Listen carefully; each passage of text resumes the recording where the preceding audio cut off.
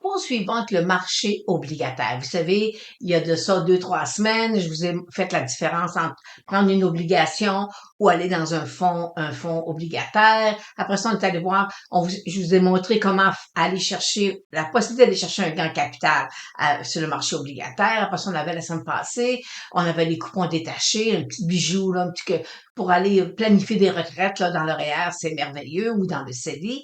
Et aujourd'hui, on va parler marché obligataire, mais on va aller dans des debentures convertibles et, ou simplement dans des obligations. Alors, débutons avec les obligations corporatives.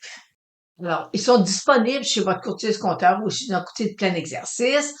On les voit, ça fait partie là, du marché obligataire. Alors, comme ici, on a, voyez-vous, Ryokan, on a un rendement de 5,18 et c'est une obligation qui se termine en 2029.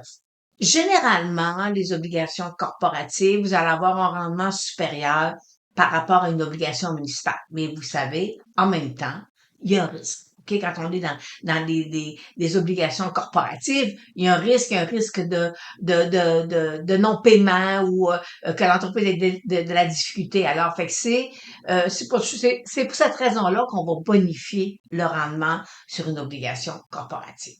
Il existe aussi dans le marché obligataire, on appelle ça des debentures convertibles. Alors, le but du iShare, c'est d'avoir des debentures convertibles. Alors, ça, je vous la présente parce que ça va vous permettre des fois aussi d'aller fouiner un petit peu là sur qu'est-ce qu'il y a comme compagnie à l'intérieur qui nous offrent des debentures convertibles. Alors, là, je vous présente, je suis descendue sur le site et vous avez ici les titres détenus. Bon, je vais vous donner une règle.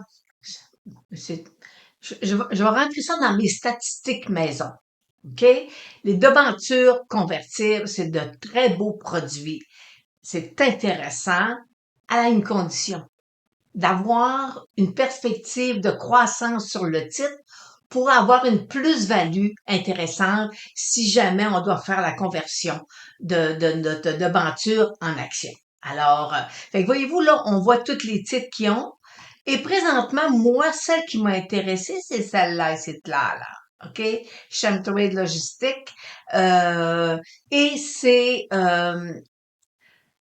parce que moi, personnellement, techniquement parlant, j'ai quand même, je pense que ce titre-là peut avoir un potentiel intéressant. Alors bon, fait que là, là, je me dis, bon, il fait partie des titres détenus avec des devantures convertibles. Alors, ce que j'ai fait, je suis allée sur le site de la compagnie et je suis allée dans les états financiers. Faut fouiller, là, OK? Puis là, faut fouiller pour aller voir la structure de la dette. Puis après ça, c'est là que ça apparaît. Alors, on voit ici qu'ils ont des devantures qui sont échues la maturité est en 2024, veut dire prochainement. Fait qu'on l'oublie.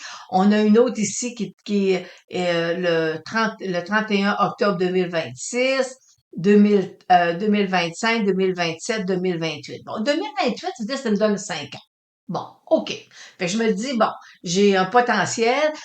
Alors, on va décortiquer. On va ici, ma debenture, elle était échue le 30 juin 2028. Le prix d'exercice, c'est 12,85. Puis tantôt, on fait des petits calculs, là. Et j'ai mon coupon de 7%. Alors, mon intérêt versé de 7%. Alors, vous comprenez que 7%, présentement, mon marché est à 4,25, marché municipal. Alors, on voit que j'ai une prime, là, une prime de risque que présentement, la compagnie, elle nous paye un intérêt plus élevé parce que il y a toujours un risque qui est associé à une debenture convertible. Alors, parce qu'on est dans le marché boursier. Alors là, on va aller voir le titre boursier, puis on va aller on va aller mettre des suppositions si jamais ça fonctionnait. Alors, allons voir le potentiel d'une debenture convertible ou du iShare. Alors, on voit ici, là, je vous ai mis le symbole. Présentement, mon iShare est au-dessus de ma moyenne mobile de 100 jours. Alors, ce qu'on veut, c'est que le titre parte. Mais voyez-vous, il n'y a pas beaucoup de volume. C'est sa faiblesse. Là, je vous présente le titre boursier. dont il est lié une debenture convertible. Alors, la debenture convertible, elle se transige autour de 99 $ ou 100 $ au prix là, qu'on achète elle n'est pas à prime, elle n'est pas à escompte, là, fait qu'on on n'a pas, c'est le juste prix qu'on paye présentement par rapport au marché aujourd'hui. Alors, et voyez-vous, moi, ma moyenne mobile 200 jours, elle est là. Ma ligne de tendance, elle est haussière. Et j'avais déjà une première cible ici, là, que le titre pourrait toucher 10 $. Bon. Alors, présentement, on est autour, on va faire un chiffron de 9 $. Fait que si mon titre revient à 10 $, ben, à ce moment-là, parce que mon prix tantôt était 12,50 $. Alors, fait que si mon prix revient à 12 $, ben, si jamais en 2029, il reste à ce prix-là, à ce moment-là, on va juste ramasser l'obligation. J'ai pas de plus-value sur mon titre boursier. Ici, là, j'ai une autre résistance autour de 12 $. Fait que c'est encore là, si à maturité, le titre se transige à 12 $, j'aurai pas de majoration.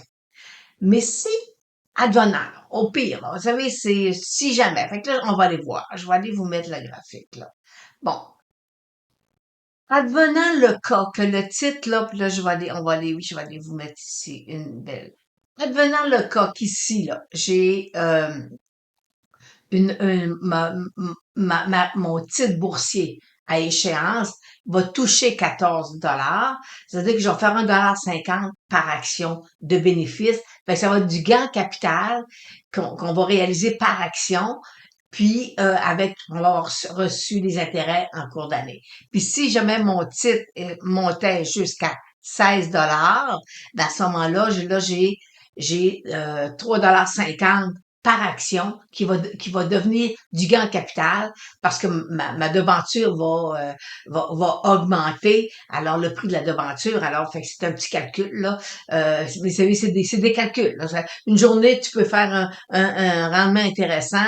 Trois mois plus tard, tu dis, OK, le marché corrige, puis, mais, fait que ce qu'on veut, c'est avoir une perspective de croissance à long terme. C'est le but avec les debentures convertibles. Il faut que l'entreprise soit à la hausse pour aller chercher une plus-value. Parce que, veut pas, on achète un risque dans l'entreprise. OK? Alors, fait que parfois, les gens vont dire, moi, je vais aller dans le debenture convertible parce que j'ai confiance que la compagnie va bien faire. Fait que dans la debenture, puis au lieu d'aller dans le titre. Fait que voyez-vous, c'est qu'on encaisse un intérêt en cours d'année, puis après ça, à échéance, à la maturité de la debenture, à ce moment-là, on peut faire une conversion ou on peut tout simplement vendre l'obligation sur le marché ou la debenture, c'est-à-dire demander d'avoir les actions en contrepartie, ok? Mais à chaque fois, la debenture, elle va toujours s'ajuster par rapport au prix du marché.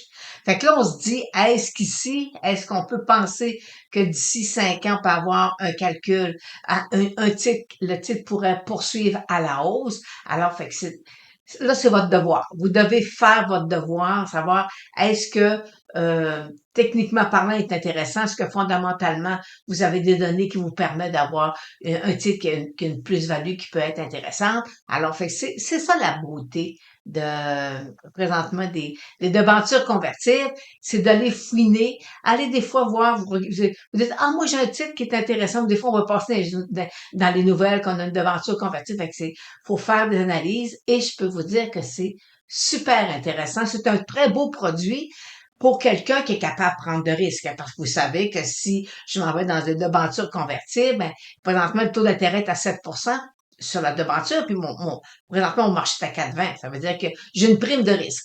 Alors, quand on est dans le marché boursier, on a toujours des primes de risque qu'il faut analyser pour bien comprendre. Alors, fait que c'est ça. Fait que c'était la partie là que je voulais vous parler là du marché obligataire, qui est un marché qui est un peu complexe parfois, mais qui est quand même un très beau marché. Alors parfois aussi, c'est peut-être préférable d'aller chez un courtier de plein exercice, parce qu'il y a des gens qui se spécialisent dans les devantures convertibles. Il y a des courtiers qui c'est des spécialistes dans des actions privilégiées. Puis alors fait qu'il y a quand même des créneaux là qui est intéressant d'aller chercher du rendement, mais en étant en connaissance de cause qu'il y a un risque aussi lorsqu'on est dans le marché aussi.